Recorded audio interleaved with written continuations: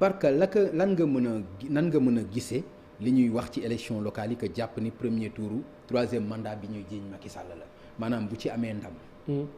leneen mën na am bu ko ci amul nan nga gisee local yi nga xam ni ay local la yoo xam ni wuute na ak local yi ñu fi daan dégg yëpp.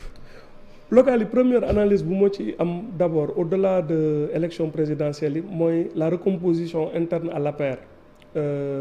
su Macky Sall deful ndànk local yi mën nañ imploser loo partem j'ai pas dit exploser imploser ça veut dire kon ci biir partem mun na tas te mu ngi ci tànk yooyu mu ngi am je pense c'est pas pour rien qu'il est allé faire son doxantu à Dubaï yóbbaale ñu bëri déplacer une partie de la République là-bas c'est pour faire des réglages local yi ci APR la gën. ah bon loolu réglage bi moo ko fa yóbbu. ci APR la je pense que bokk na ci. ci APR la gën a compliqué. on est peut-être à 2 semaines ou 3 semaines des dépôts de liste Macky Sall toll na tey ci benn dilemme cornélien boo xam ne quel que soit ku mu tànn ak gox bu mu munti nekk ci biir Sénégal dina am benn contestataire. Est-ce que tey il a suffisamment. mais loolu aussi dafa valable pour l'opposition aussi. oui mais ci moom parti au pouvoir bi la gën a grave parce que non d'abord pas du tout parce que moom tey même boo nekkul maire mën nga nekk député wala nga nekk directeur wala leneen. non pas forcément pouvoir yooyu mu yor ñeneen ñi yor. non parce que xam nga lu tax c'est lié à ce que tu as dit c'est lié à l'incertitude sur le troisième mandat. Le fait que est-ce que day toogaat wala du toogaat ça impacte beaucoup. local yi dróowul ak yeneen local yi ñu bëri ils sont en train de jouer lu ñuy wax en français leur va-tout. jàpp nañ ne seen bakkan lañ ci teg lañ ci teg. ok et ñu bëri dañu bëgg ñafe est-ce que dans l'histoire politique du pays mos nañu gis ay nit ñuy xëccoo ni à ce point ay mairie. c'est pas pour rien. parce que ñu bëri dañu tënk seen avenir politique ci local yi ak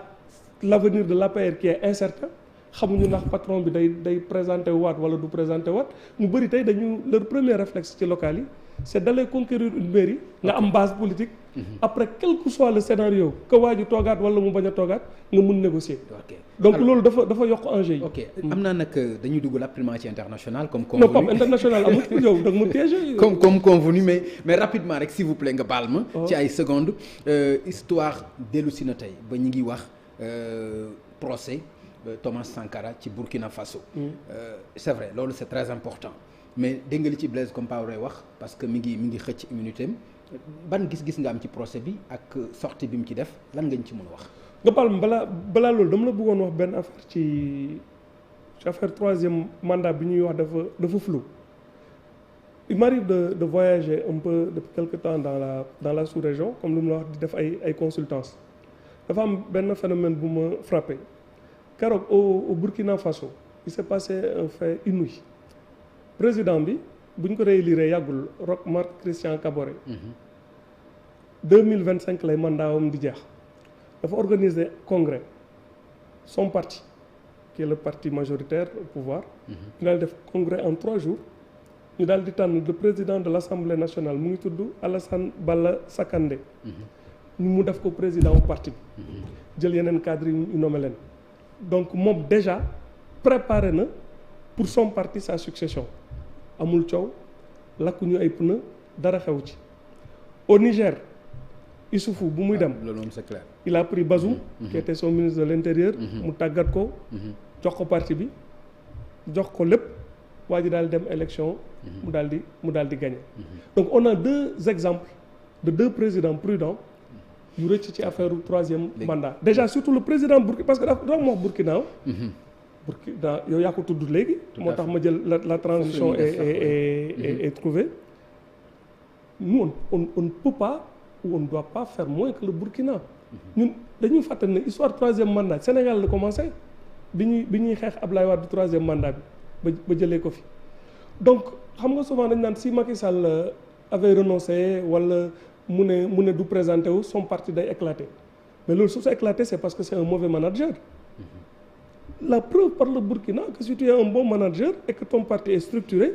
am nga la légitimité conduire nit ñi ñu gëm la dëkk bi nekk dans la stabilité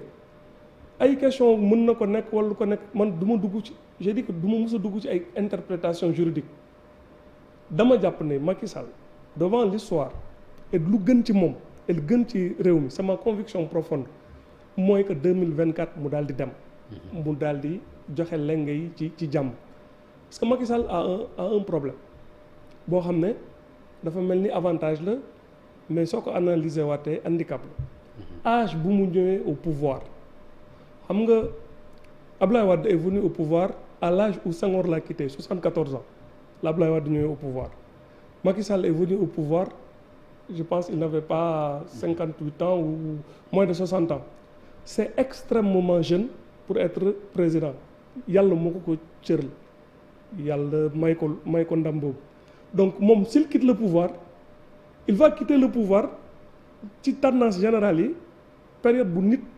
di war a bëgg nekk président de la République moom boobu lay nekk un jeune retraité mais alors loolu ku ko yàlla defal pourquoi c'est-à-dire si Macky Sall jëloon benn tableau il s'amusait mu daal def 3e mandat bilan coût avantage mais avantage moo ëpp téeméeri junni yoon un 3e mandat risqué boo xam ne d'abord c'est pas sûr que di nga jàll soo jàllee mun nga toog ci ay nen comme ce qui est arrivé à Alpha Condé et c'est pas tu n'inscris pas ton nom dans la trajectoire démocratique du pays. léegi nga baal ma rek ñu ñëw rapidement ci procès bi ñu annoncé bu Thomas Sankara ak sortie bi nga xam ni Blaise Compaoré def na ko ci di évoquer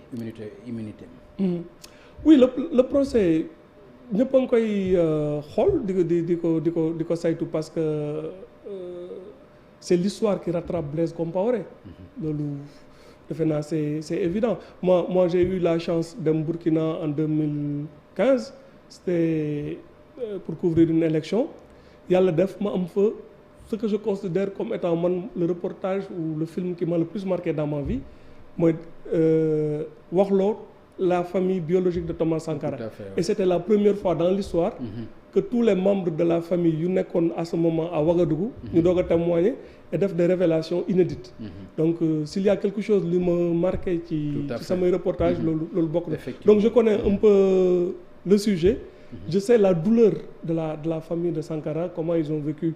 ni ñu jàppee ne wor la ak trahison ak ni ñu jàppee woon Blaise Compaoré maintenant ce qui est dommage mooy que Blaise nangul ñëw mais am na quelqu'un koo xam ne il était au cœur des événements mooy Gilbert Diendéré qui avait tenté un coup d'état on espère pour l'histoire que Diendéré il aura le courage de dire ce qui s'est passé